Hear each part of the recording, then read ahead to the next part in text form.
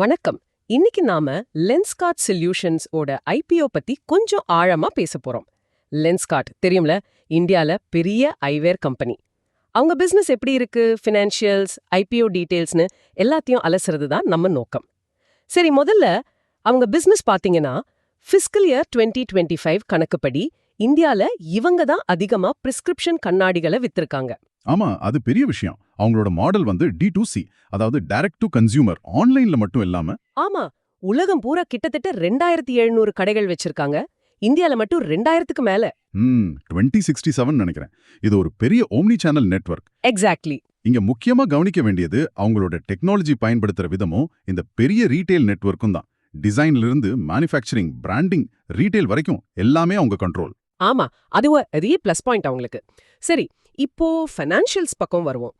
Revenue, அதாவது வருமானம் 2 வருஷத்துல கிட்டத்தட்ட டபுள் ஆயிருக்கு. ஆமா, FY23ல சுமார் 3900 கோடி இருந்தது. FY25ல 7000 கோடிக்கு மேல போயிருக்கு.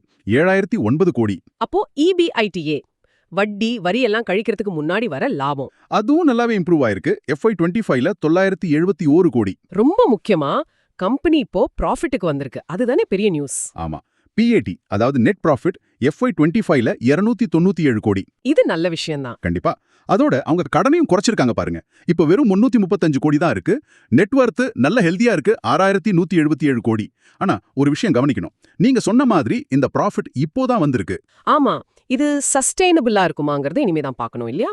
கரெக்ட். அப்புறம் ROCE, அதாவது ரிட்டர்ன் ஆன் கேபிட்டல் எம்ப்ளாய்டு, போட்ட முதலுக்கு எவ்வளவு லாபம்னு பார்த்தா 13.84% இருக்கு FY25ல.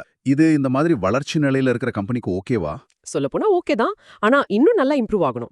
இப்போ IPO சைஸ் பத்தி பேசலாமா? ஆமா, அதுவும் பெருசு. மொத்தம் 7278 கோடி. இதுல 2150 கோடி வந்து ஃப்ரெஷ் இஷ்யூ, புதுசா பணம் கம்பெனிக்குள்ள வருது. மீதி 5128 கோடி வந்து ஆஃபர் ஃபார் சேல், OFS. இப்போ இருக்கிற இன்வெஸ்டர்ஸ் விக்கிறாங்க. சரி, இந்த ஃப்ரெஷ் இஷ்யூ பணத்தை வச்சு என்ன பண்ண போறாங்க? மெயினா புது கடைகள் திறக்க, டெக்னாலஜில இன்வெஸ்ட் பண்ண, மார்க்கெட்டிங், அப்புறம் ஏதாவது சின்ன கம்பெனிகளை வாங்க, இதுக்கெல்லாம் யூஸ் பண்ணுவாங்களாம். ஓகே, இப்போ அவங்களோட பலம் பலவீனம் பத்தி கொஞ்சம் பார்க்கலாம். பலம்னு சொன்னா சப்ளை செயின் நல்லா இன்டெகிரேட் பண்ணிருக்காங்க. விவாடி, குருகிராம்ல பிளான்ஸ் இருக்கு. ஆமா, ஃப்ரேம், லென்ஸ் எல்லாம் அவங்களே டிசைன் பண்றதால குவாலிட்டி கண்ட்ரோல் இருக்கு. அப்புறம் இந்த பெரிய ரீட்டைல் நெட்வொர்க், ஃபாஸ்ட் டெலிவரி, இதெல்லாம் பிளஸ். சரி, அப்போ ரிஸ்க்ஸ், பலவீனம் என்ன? மெயின் ரிஸ்க் வந்து சைனால இருந்து வர்ற இம்போர்ட்ஸ் மேல இருக்கிற டிபெண்டன்சி. அவங்களோட பாவ்ஃபாங் ஜாயிண்ட் வெஞ்சர் மூலமா வர்ற செலவு FY25 மொத்த செலவுல 24.5% ஆகுது. இது கொஞ்சம் அதிகம். ஓ, அப்போ சப்ளை செயின்ல ஏதாவது பிரச்சனைனா பாதிப்பு அதிகமா இருக்கும். ஆமா, இன்னொன்னு கடைகளை வேகமா விரிவாக்கம் பண்றதுக்கான செலவு, கேபெக்ஸ், வாடகை, இதெல்லாம் அதிகம். இது ப்ராஃபிட்டை பாதிக்கலாம். மேனுஃபேக்சரிங் ஹப்ல ஏதாவது ஆபரேஷனல் ரிஸ்க் வந்தாலும் பிரச்சனை தான். எக்ஸாக்ட்லி. சரி, இப்போ போட்டி எப்படி இருக்கு? டைட்டன் ஐகேர் கூட கம்பேர் பண்ணா?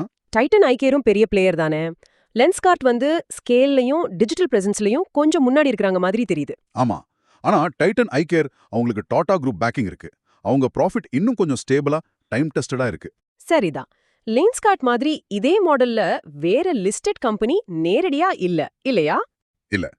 சரி, அப்போ வாய்ப்புகள் என்ன இருக்கு? அச்சுறுத்தல்கள், ஆப்பர்ச்சுனிட்டிஸ், அவங்க நெட்வொர்க்கை யூஸ் பண்ணி சின்ன நகரங்கள்ல Tier 2, Tier 3ல நுழையலாம். டெக்னாலஜி மூலமா இன்னும் வளரலாம். ஓகே. த்ரெட்ஸ்ல இந்த சைனா இம்போர்ட் மேல இருக்கிற டிபெண்டன்சி ஒரு த்ரெட். நாளைக்கு ஏதாவது தடை வந்தா அப்புறம் போட்டி அதிகமாகலாம். புரியுது.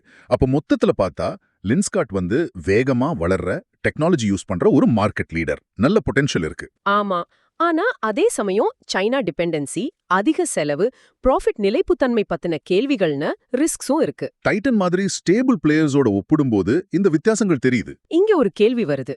நீங்க என்ன நினைக்கிறீங்க? இந்த மாதிரி வேகமா வளர்ற ஆனா ரிஸ்க் இருக்கிற கம்பெனிகள்ல முதலீடு பண்றது நல்லதா, இல்ல டைட்டன் மாதிரி ஸ்டேபிளா ப்ரூவ் பண்ண கம்பெனிகளை பார்க்கலாமா? இது உண்மையிலே முதலீட்டாளரோட ரிஸ்க் எடுக்கிற திறனை பொறுத்தது இல்லையா? ஒவ்வொருத்தரோட நோக்கமும் வேலை மாதிரி இருக்கும். ஆமா, ரொம்ப சரி. இந்த உரையாடல் முழுக்க முழுக்க எஜுகேஷனல் பர்பஸ்க்காக மட்டும்தான். நாங்க சொன்ன விஷயங்களை வச்சு நீங்களே யோசிங்க. எந்த முதலீட்டு முடிவும் எடுக்கிறதுக்கு முன்னாடி கண்டிப்பா ஒரு நிதி ஆலோசகர்கிட்ட கலந்து பேசுங்க. இது ரொம்ப முக்கியம்.